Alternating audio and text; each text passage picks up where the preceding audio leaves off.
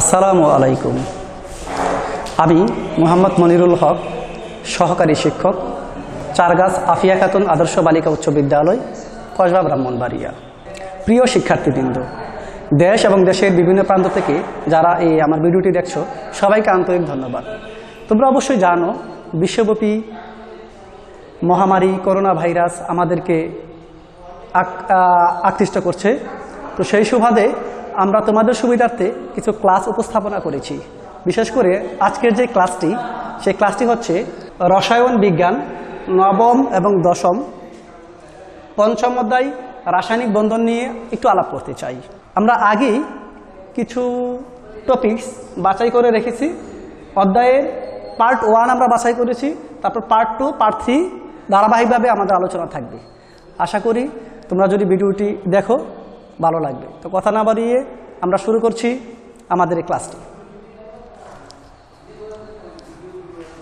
Topics: যোজ্যতা electron, যোজনী বা যোজ্যতা, যৌগমূলক, যৌগের রাসায়নিক সংকেত, আণবিক সংকেত ও গাঠনিক সংকেত, নিষ্ক্রিয় গ্যাস, স্থিতিশীলতা। নিষ্ক্রিয় গ্যাসের আরও কিছু অনেকগুলো নাম আছে। নিষ্ক্রিয় গ্যাসকে আমরা বলি নোবেল গ্যাস, বিরল গ্যাস, অভিজাত gas, inert gas, active gas. আবার যদি বলি নিষ্ক্রিয় গ্যাসের অপর নাম নোবেল গ্যাস, বিরল গ্যাস, অভিজাত গ্যাস, মহান গ্যাস, ইনঅ্যাক্টিভ গ্যাস। স্থিতিশীলতা হচ্ছে স্টেবিলিটি, যাকে বলে স্থায়িত্ব বা স্টেবিলিটি। ধারাবাহিক আলোচনা প্রথম পর্যায়ে থাকছে আমাদের ছন্দ। ছন্দটা আমি পড়ছি, মনোযোগ সহকারে সবাই লক্ষ্য করো। হিলির আছে সূর্য মামা, নিয়ন মামার নবায়ন, আর্গনের অলস দেহ, কিপটা মামার গুপ্তদল। জেনুস থেকে জেনন আসে, মুদের বাড়ির গেস্ট, আপনা আপনি রশ্মি ছুটতে, রেডন ইজ দ্য বেস্ট। হিলির আছে সূর্য মামা, নিয়ন মামার নবায়ন, আর্গনের অলস দেহ, কিপটা মামার গুপ্তদল। জেনুস থেকে জেনন আসে, মুদের বাড়ির গেস্ট, আপনা আপনি রশ্মি ছুটতে, রেডন ইজ দ্য বেস্ট। তার মানে হচ্ছে, কিছু বোঝাচ্ছি। হিলিয়াম যে আমাদের নিষ্ক্রিয় গ্যাসের সংখ্যা হচ্ছে টোটাল 6টি। পর্যায় সারণীর 6টি মূলকে নিষ্ক্রিয় গ্যাস বলে: হিলিয়াম, নিয়ন, argon, krypton, Xanon, radon. Helium আসছে সূর্য থেকে, নিয়ন আসছে নবায়ন মানে নিউ থেকে, নতুন। নবায়ন নিয়ন শব্দটাই আসছে নতুন থেকে। আর্গন শব্দটা আসছে অলস থেকে। কিপটা শব্দটি আসছে হিডেন থেকে, গুপ্ত। একটু যদি আন্ডারলাইন করে দিই, নবায়ন, অলস, গুপ্তদন। জেনুস একজন ব্যক্তির নাম ছিল, জেনুস থেকে জেনন আসে। জেনুস ব্যক্তি থেকে আমাদের যে পারমাণবিক সংখ্যা জেনন আসে। মুদের বাড়ির গেস্ট ছন্দ মেলানোর ক্ষেত্রে ব্যবহার করেছি। আপনা আপনি রশ্মি ছুটতে, রেডন ইজ দ্য বেস্ট। তাহলে রেডন তেজস্ক্রিয় রশ্মি ছুড়ে, রেডন তেজস্ক্রিয় রশ্মি ছুড়ে। হিলিয়াম আসছে সূর্য থেকে, নিয়ন আসছে নবায়ন থেকে, আর্গন আসছে অলস থেকে, ক্রিপ্টন আসছে গুপ্ত থেকে, জেনুস আসছে জ্যানন থেকে, রেডন হচ্ছে তেজস্ক্রিয় রশ্মি। তো চলো আমাদের ক্লাসটি আরও খুব মজা করে উপভোগ করি। ক্লাসের প্রথম পর্যায়ে থাকছে যোজ্যতা ইলেকট্রন। যোজ্যতা ইলেকট্রন, যোজ্যতা ইলেকট্রনের 3টি পারমাণবিক সংখ্যা দেওয়া আছে: hydrogen, lithium, carbon. Hydrogen, lithium, carbon. আমরা যদি প্রথমত ডেফিনেশনে চলে যাই, আমরা দেখা যায় যে কোনো মৌলের ইলেকট্রন বিন্যাসে সর্বশেষ শক্তি স্তরকে তার যোজ্যতা ইলেকট্রন বলে। আবার বলছি, কোনো মৌলের ইলেকট্রন বিন্যাসে সর্বশেষ শক্তি স্তরের মোট ইলেকট্রন সংখ্যাকে তার যোজ্যতা ইলেকট্রন বলে। একটু যদি দেখে নেই, যোজ্যতা ইলেকট্রন। হাইড্রোজেনের পারমাণবিক সংখ্যা হচ্ছে 1s1। 1কে ইলেকট্রন বিন্যাস করলে পাওয়া যায় 1s1। লিথিয়ামকে পাওয়া যায় 2s1। কার্বনকে পাওয়া যায় সর্বশেষে 2p2। যোজ্যতা ইলেকট্রন মানে হচ্ছে সর্বশেষ শক্তি স্তরে যে এই যে একটি ইলেকট্রন দেখা যাচ্ছে, হাইড্রোজেনের যোজনী হচ্ছে 1, লিথিয়ামের যোজনী হচ্ছে 1 এবং কার্বনের যোজনী হচ্ছে এখানে পি যদি থাকে, পি এস মৌলিক ব্লকের সাথে যোগ হবে। 2 2 2 যোগ 2 এই হচ্ছে 4। ক্লিয়ার? নিশ্চয়ই ক্লিয়ার। হাইড্রোজেনের যোজনী 1, লিথিয়ামের যোজনী 1, কার্বনের যোজনী p ব্লক যখন থাকবে তখন p কিন্তু অবশ্যই কিন্তু এর সাথে যোগ করে ইলেকট্রন বিন্যাস করতে হবে। তাহলে কার্বনের যোজনী হচ্ছে 4। এভাবে ধারাবাহিকতা পাঠ্যপুস্তকের ভিতরে আরও কিছু আলোচনা আছে, তোমরা একটু দেখে নিও। নিয়ম হচ্ছে এটাই। তাহলে আমরা প্রথম টপিকসটা শেষ বলতে পারি। চলো, যোজনী এবং যোজ্যতা মানে কি একটু যদি আমরা খেয়াল করি। যোজনীর ক্ষেত্রে আমরা সেম পরমাণুগুলা নিয়েছি, যেমন হাইড্রোজেন, কার্বন ইলেকট্রন বিন্যাস দেখিয়েছি। হাইড্রোজেনের পারমাণবিক সংখ্যা 1, ইলেকট্রন বিন্যাস করলে পাওয়া যায় 1। কিন্তু আমরা যদি ডেফিনেশনে চলে যাই, কোনো মৌলের ইলেকট্রন বিন্যাসে সর্বশেষ শক্তি স্তরের বিজোড় ইলেকট্রন সংখ্যাকে, আবারও বলছি বিজোড় ইলেকট্রন সংখ্যাকে তার যোজনী বা ব্যালেন্সি বলে। উদাহরণ গেলে আরো একটু ক্লিয়ার হয়ে যাবে। চলো আমরা উদাহরণটা দেখছি। হাইড্রোজেনের সর্বশেষ শক্তি স্তরে ইলেকট্রন বিন্যাস 1, আগেই বিজোড় দেওয়া আছে, সুতরাং তার যোজনী 1। কার্বনকে ইলেকট্রন বিন্যাস করলে এখানে পাওয়া যায় 1s2 2s2 2p2। কিন্তু এখানে তোমাদের প্রশ্ন থাকতে পারে, স্যার এখানে জোড়া দেখা যাচ্ছে, কিভাবে হলো? না, পি এর ধর্ম 3টি। আবারও বলছি, পি এর ধর্ম 3টি। যেমন সবসময় পি এর ধর্ম হচ্ছে যেমন px py pz, px py pz। Electron বিন্যাসে দেখা যায় পি এর ধর্ম যদি 3টি হয়, px py pz, প্রাথমিক ইনিশিয়াল অবস্থায় 1 1 z 0। কার্বন এর স্টার চিহ্ন মানে সংকরিত অবস্থা, উত্তেজিত অবস্থায় কার্বনকে ইলেকট্রন বিন্যাস করলে পাওয়া যায় S থেকে একটি ইলেকট্রন ট্রান্সফার হয়েছে জেটে।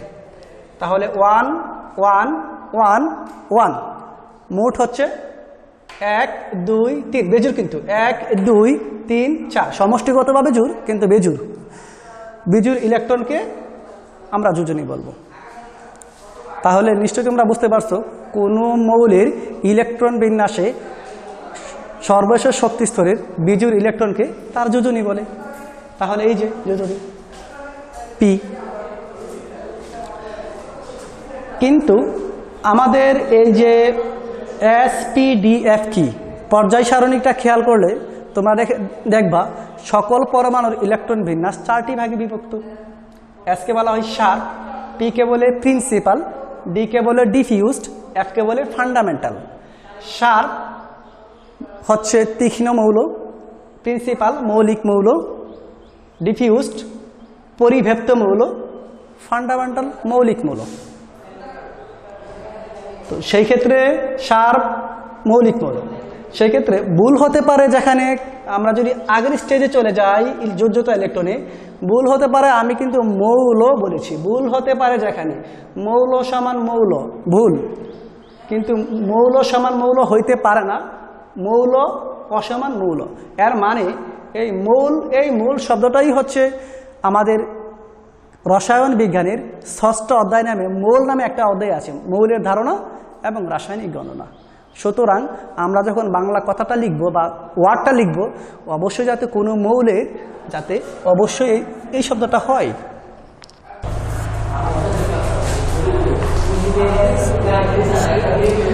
ইতিমধ্যে 2টি টপিকস আমরা আলোচনা করে ফেলেছি। প্রথম হচ্ছে যোজ্যতা ইলেকট্রন, তারপর হচ্ছে যোজনী বা যোজ্যতা। তোমরা বাসায় প্র্যাকটিস করো, অবশ্যই পারবে। তারপর হচ্ছে যৌগমূলক। যৌগমূলকে দেখা যাচ্ছে যৌগ হচ্ছে 2 বা ততোধিক মৌলের মিশ্রণ। যেমন যৌগ আমরা কাকে বলবো যৌগ? আমি যদি এখানে কার্বন নেই তা হচ্ছে মৌল, আমি যদি এখানে হাইড্রোজেন নেই, 4টা হাইড্রোজেন নেই, নাম হচ্ছে মিথেন, তাকে আমি যৌগ বলবো। মিথেন একটা অণু, গ্যাসীয় অণু। কিন্তু যখন মূলক বলবো তখন হবে ক্যাটায়ন এবং অ্যানায়নের যে কোনো একটি রূপ হবে। যেমন যৌগমূলকের নাম অ্যামোনিয়াম প্লাস, অ্যামোনিয়াম 4 থাকিলে হবে অ্যামোনিয়াম, আর NH3 থাকিলে হবে অ্যামোনিয়া। খুবই careful. Ammonium NO3 nitrate ion SO3 2 ion. যৌগমূলকের নাম আদান এবং যোজনী। যৌগমূলকের প্লাসকে বলা হয় ক্যাটায়ন, মাইনাসকে বলা হয় অ্যানায়ন। প্লাস চিহ্ন 1, যার ধরুন আদান 1। আদানে একটু বলে রাখি, আদানে অবশ্যই পজিটিভ এবং নেগেটিভ সাইন ইউজ হবে। কখনো যোজনীতে নেগেটিভ এবং পজিটিভ সাইন ইউজ হবে না। অ্যামোনিয়াম প্লাস, এখানে প্লাস যদি একটু দেখাচ্ছি, প্লাস একটি, সেজন্য আদান 1। এই প্লাস এবং মাইনাস যাই থাকুক না কি জন্য যোজনীর মধ্যে প্লাস মাইনাস সাইন চিহ্নটা ইউজ হবে না, তখনই সেটা হবে তার যোজনী। নাইট্রেট মাইনাস -1 যোজনী 1। SO3 2 মাইনাস -2 যোজনী 2। তোমাদের পাঠ্যপুস্তকে দেখা যাচ্ছে যে আরও কিছু যৌগমূলকের নাম দেওয়া আছে। আমি 3টা দেখিয়ে দিলাম, ধরন দেখিয়ে দিলাম কিভাবে হবে। আশা করি যৌগমূলক সম্পর্কে তোমাদের আর সমস্যা থাকবে না।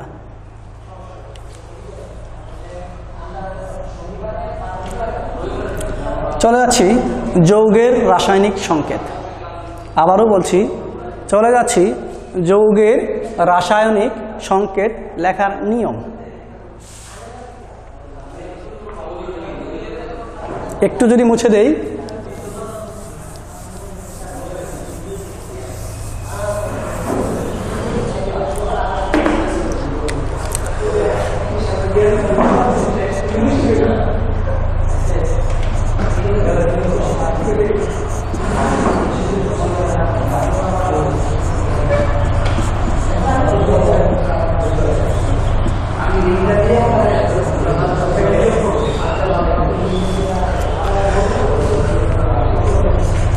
ক্যালসিয়াম সংকেতের নাম হচ্ছে ক্যালসিয়াম ক্লোরিন 2টা, মানে ক্যালসিয়াম ক্লোরাইড।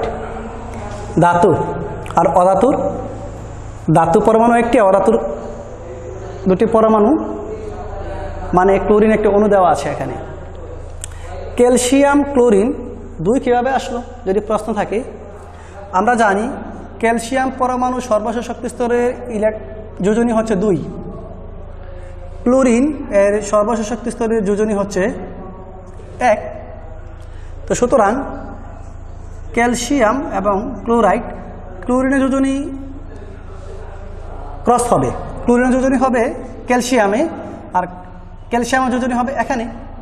তাহলে হচ্ছে calcium chloride.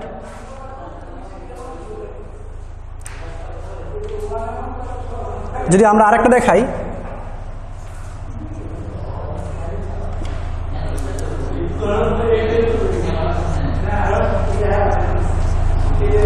Sodium nitrate, sodium nitrate 2টি আলাদা, একটা পরমাণু আর একটা যৌগমূলক।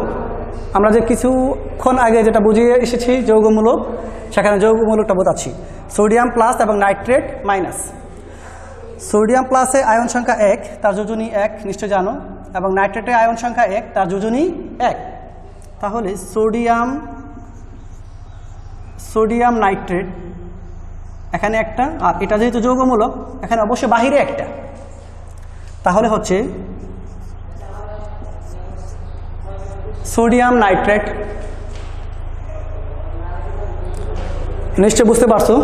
আরেকটা যদি দেখাই, PH3, নাম হচ্ছে P মানে ফসফরাস, H মানে হাইড্রোজেন। ফসফরাস ত্রিযোজী এবং পঞ্চযোজী, যেই সকল পরমাণুর যোজনী 2, 3, 4 থাকে, ওই সকল পরমাণুকে আমরা বলি বহুরূপী মৌল। সবগুলা মৌলের ইলেকট্রন বিন্যাস করলে আমরা যোজনী সবসময় স্পেসিফিক পাবো না, সেই ক্ষেত্রে কিছুটা ভিন্ন পাবো। যেমন ফসফরাসের যোজনী এখানে 3 পাওয়া যাবে, যখন আমরা ইলেকট্রন বিন্যাস করব, আবার 5 পাওয়া যাবে। তাহলে এখানে যেহেতু হাইড্রোজেন পরমাণু, তার সাথে সমন্বিত অংশ যে সংকেতটার যৌগটার নাম হচ্ছে ফসফিন। ফসফিন। তো সেক্ষেত্রে কীভাবে হলো, ফসফরাস এর যোজনী যদি আমি ধরি 3, হাইড্রোজেনের যোজনী হচ্ছে 1, ইনিশিয়াল অবস্থা হচ্ছে PH, আর বানে হচ্ছে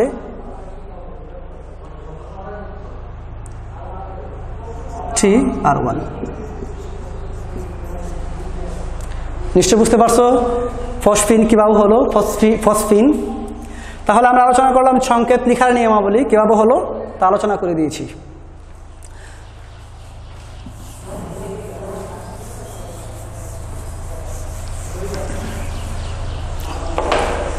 আমরা যোজনী এবং যোজ্যতা ইলেকট্রন যে টপিক্সটি, এর নিচে একটু আলোচনা করা আছে সুপ্ত যোজনী বের করার নিয়ম। আমরা এটাকে স্কিপ করেছিলাম, এখন দেখিয়ে দিচ্ছি সুপ্ত যোজনী বের করার নিয়ম। এখানে হচ্ছে Fe মানে আয়রন, লোহা যাকে বলা হয় লোহা, Cl2 মানে 2 থাকলে হবে ফেরাস ক্লোরাইড, 3 থাকলে হবে ইক, 2 থাকলে হবে আঁশ, 3 থাকলে হবে ইক, তাহলে আসতেছে ফেরিক ক্লোরাইড। এখানে হবে ফেরাস ক্লোরাইড। আমরা জানি আয়রন পরমাণুর সর্বোচ্চ যোজনী এখানে 3, আয়রন পরমাণুর সর্বোচ্চ যোজনী 3। তাহলে আমরা সর্বোচ্চ যোজনী 3 সেট করে দিলাম।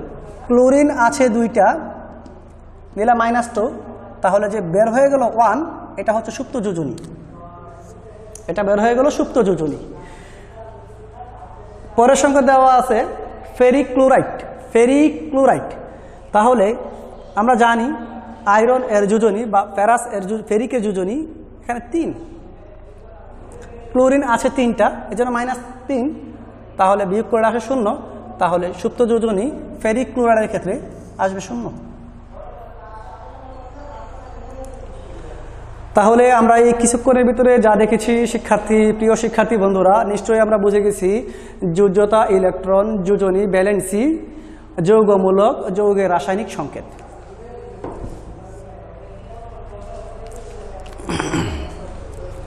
একটু মুছে দেই।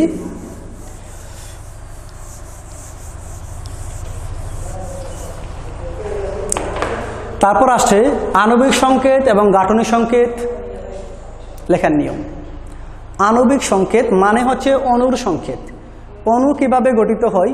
অণু হচ্ছে কমপক্ষে 2টি পরমাণুর সমন্বয় হতে হবে যোজনী সহকারে। 2 বা ততোধিক পরমাণুর সমন্বিত রূপ তা মিলিত হয়ে যে অবস্থা ধারণ করবে, যৌগ গঠন করবে, এটা আণবিক সংকেত হবে। আর গাঠনিক সংকেত ওই আণবিক সংকেত কিভাবে সাজতে পারে, কিভাবে গঠন হইতে পারে, তার স্ট্রাকচার। তাহলে আমরা দেখছি আণবিক সংকেত এবং গাঠনিক সংকেত লেখার নিয়মাবলী। প্রথমত আলোচনা করছি আণবিক সংকেত, গাঠনিক সংকেত লেখার নিয়মাবলী। H2O তোমরা নিশ্চয়ই জানো, H2Oর নাম হচ্ছে পানি।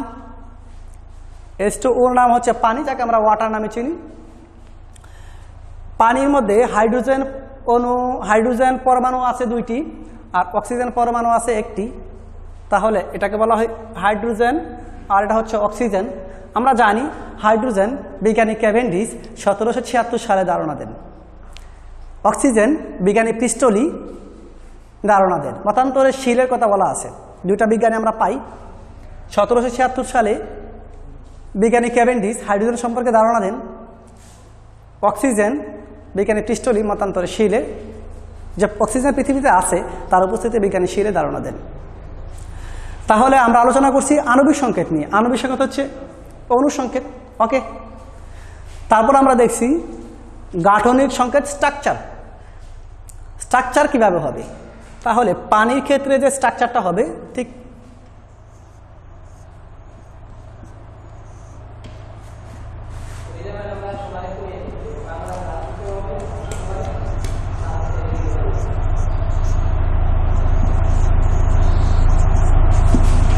উল্টা বি আকৃতি। পানির অণুর স্ট্রাকচার হবে উল্টা বি আকৃতি।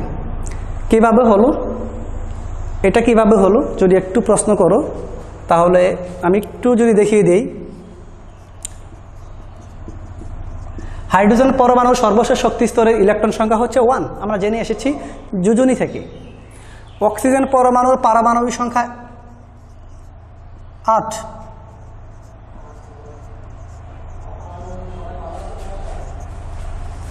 অক্সিজেন পরমাণুর পারমাণবিক সংখ্যা 8, যাকে ইলেকট্রন বিন্যাস করলে পাওয়া যায় 1s2 2s2 2p4 4 2 6 6 2 8। তাহলে আমরা যে পোর্শনটা নিব, যে অংশটা নিব এই যে, তাহলে অক্সিজেনের যোজ্যতা ইলেকট্রন হচ্ছে 4 2 6 আর হাইড্রোজেনের যোজ্যতা ইলেকট্রন হচ্ছে 1টি। আমি যদি তার স্ট্রাকচারটা দেখাই কিভাবে হয়েছে,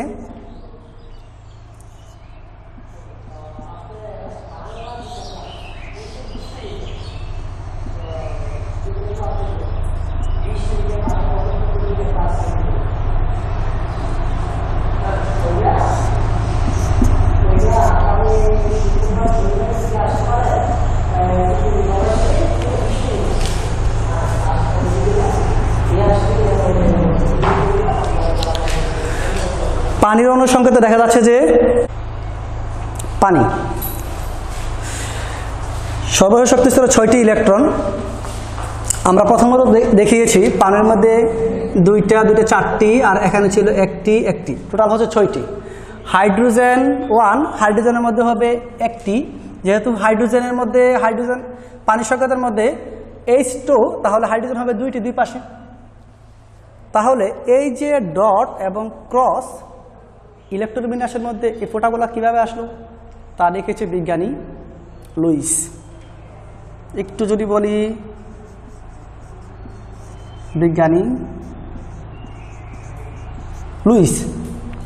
বিজ্ঞানী লুইসের মতবাদ অনুসারে এক জোড়া ইলেকট্রন নিয়ে একটি বন্ড গঠন হবে এবং সে বলেছে 2টি পরমাণু বা 3টি পরমাণু, একাধিক পরমাণু যখন আমরা ইলেকট্রন বিন্যাস করব সমযোজী বন্ধন, সেই ক্ষেত্রে আমরা অবশ্যই ডট এবং ক্রস ইউজ করব। একই ধর্মী ইলেকট্রন ব্যবহার করলে কোনো অসুবিধা নাই, কিন্তু ডট এবং ক্রস ব্যবহার করব সুবিধার জন্য, টিচাররা যাতে বুঝতে পারে ভিন্নধর্মী ইলেকট্রন বিন্যাসের সাইন দুটা ভিন্ন ব্যবহার করা হয়েছে। তো পানির ক্ষেত্রে দেখা যাচ্ছে এখানে 6টি আর এখানে হচ্ছে একটা 2টা। তাহলে এখানে একটা পাওয়া যাচ্ছে ডট আর একটা পাওয়া যাচ্ছে ক্রস, মানে বন্ধন 1। আবার একটা ডট একটা ক্রস, বন্ধন 1। এই যে টানগুলোর নাম হচ্ছে সমযোজী বন্ধন, টানগুলোর নাম হচ্ছে সমযোজী বন্ধন। দেখা যাচ্ছে যে এক জোড়া এবং এক জোড়া বন্ড মিলে আমার সমযোজী বন্ধন গঠিত হয়েছে, যার অ্যাঙ্গেল HOH 104.5 ডিগ্রি। যদিও আমি এখানে চাঁদা দিয়ে মেজারমেন্ট করি নাই, কিন্তু একজ্যাক্ট পানি অনুর আকৃতিগুলা 104.5 ডিগ্রিতে থাকতে চাই এবং থাকে। বাকি যে 2 জোড়া 4 জোড়া ইলেকট্রন রয়ে গেছে, সেই ইলেকট্রনকে বলা হয় LPS, নিঃসঙ্গ মুক্তজোড় ইলেকট্রন। নিঃসঙ্গ মুক্তজোড় ইলেকট্রনের কারণেই এই পানির অণুর আকৃতি উল্টা বি আকৃতি হয়, কারণ নিচের দিকে চাপ দেয় ছাতার মতো। সেজন্য আমরা বলবো পানির অণুর আকৃতি উল্টা বি আকৃতি। তাহলে পানি ছিল অণুর সংকেত, যাকে বলে আণবিক সংকেত। আর আণবিক সংকেত যেভাবে সাজতে পছন্দ করে 104.5 ডিগ্রিতে, তা হচ্ছে গাঠনিক সংকেত। নিশ্চয় বুঝতে পেরেছ? একটু কষ্ট হবে, আমি বুঝতে পেরেছি। আর একটু যদি আলোচনা করে দিই আরেকটা অণুর,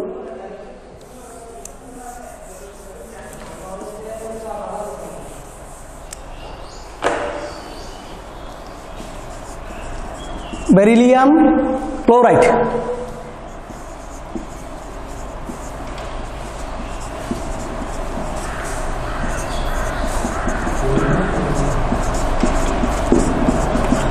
(2p6 3s2 3p5) এখানে আছে আমাদের 7টি, এখানে আছে আমাদের 2টি। যেই পরমাণুটা সিঙ্গেল থাকবে সেটা বসবে মাঝখানে, আর বাকিগুলো তার পাশে বসবে, ইলেকট্রন বিন্যাস অনুসারে বসে। বেরিলিয়াম পরমাণুর সর্বশেষ শক্তি স্তরের ইলেকট্রন বিন্যাস পাওয়া যাচ্ছে 2, তাহলে আমি বেরিলিয়ামকে ডট ইউজ করব। ক্লোরিন পরমাণু সর্বশেষ শক্তি স্তরে পাওয়া যাচ্ছে 60টি ইলেকট্রন। ইলেকট্রনগুলো সাধারণত জোড়াই জোড়াই বসে, জোড়াই জোড়াই, 1 জোড় 2 জোড় 3 জোড়, একটি, আবার 1 জোড় 2 জোড় 3 জোড়, একটি। যেহেতু বিজ্ঞানী লুইসের মতবাদ অনুসারে এক জোড়া ইলেকট্রন একটি বন্ড গঠন করে, যাকে আমরা সমযোজী বন্ধন বলি, তাহলে পাওয়া যাচ্ছে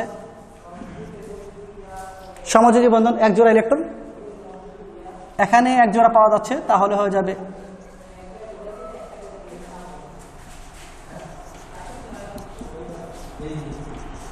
বেরিলিয়াম ক্লোরাইড।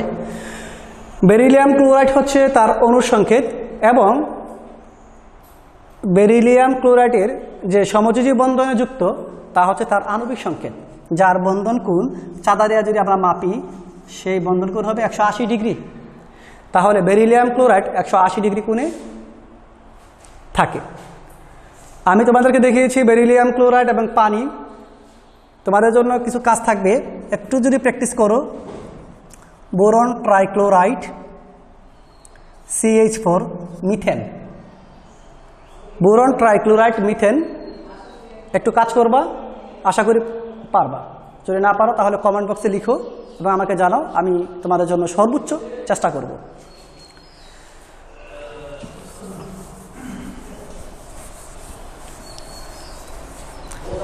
লাস্ট টপিক্সে চলে এসেছি।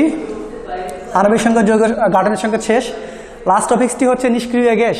বন্ধুরা, প্রিয় শিক্ষার্থী বন্ধুরা, আমি কিন্তু আগেই বলেছিলাম সেই নিষ্ক্রিয় গ্যাস কি। নিষ্ক্রিয় গ্যাস মানে নোবেল গ্যাস, বিরল গ্যাস, অভিজাত গ্যাস, মহান গ্যাস, ইনঅ্যাক্টিভ গ্যাস, অনেকগুলো নাম। অনেকের নাম থাকে কাকলি, জাকলি, পাকলি, অনেক নাম থাকে। অনেকের নাম থাকে, অনেকের 2 থেকে 3টা নাম থাকে। তেমনিভাবে নিষ্ক্রিয় গ্যাসের অনেকগুলো নাম রয়েছে। নিষ্ক্রিয় গ্যাস, নোবেল গ্যাস, বিরল গ্যাস, অভিজাত গ্যাস, মহান গ্যাস, ইনঅ্যাক্টিভ গ্যাস। তাহলে আমরা কিন্তু প্রথমেই কিন্তু সেই নিষ্ক্রিয় গ্যাস সম্পর্কে আলোচনা করেছিলাম এবং ছন্দ ব্যবহার করেছিলাম। যে ছন্দটি ছিল, হিলির আছে সূর্য মামা, নিয়ন মামার নবায়ন, আর্গনের অলস দেহ, কিপটা মামার গুপ্তদন, জেনুস থেকে জেনন আসে, মুদের বাড়ির গেস্ট, আপনা আপনি রশি ছুটতে, রেডন ইজ দ্য বেস্ট। একটু বলে দিয়েছিলাম তোমাদের কিভাবে আসছে, ওদিকে আর যাচ্ছি না। নিষ্ক্রিয় গ্যাস কাকে বলে? পর্যায় সারণীর 18 নং গ্রুপকে নিষ্ক্রিয় গ্যাস বলে। পর্যায় সারণীর 18 নং গ্রুপকে নিষ্ক্রিয় গ্যাস বলে। আবার অন্যভাবে বলা যাবে, পর্যায় সারণীর 6টি মৌলকে নিষ্ক্রিয় গ্যাস বলা যাবে, কারণ 18 নং গ্রুপের ভিতরে 6টি মৌল বিদ্যমান। হিলিয়াম, নিয়ন, আর্গন, ক্রিপ্টন, জ্যানন। হিলিয়াম, নিয়ন, আর্গন, ক্রিপ্টন, জ্যানন নিষ্ক্রিয় গ্যাস। ডেফিনেশন কিন্তু আমি বলে ফেলেছি। তারপর আসবে স্থিতিশীলতা, দ্যাট মিন হচ্ছে স্টেবিলিটি, মানে স্থায়িত্ব। আমরা যদি নিষ্ক্রিয় গ্যাসকে অ্যানালাইসিস করি বা বিশ্লেষণ করি, তোমরা অবশ্যই কিছু ইলেকট্রন বিন্যাসের ধারাবাহিকতা পূর্বে দেখে এসেছো, সেজন্য আমি ইলেকট্রন বিন্যাসগুলো করে দেই নাই। হিলিয়াম, নিয়ন, আর্গন, ক্রিপ্টন, জ্যানন, রেডন। সর্বশেষ শক্তি স্তরে 2টি এবং প্রত্যেকটির মধ্যে 8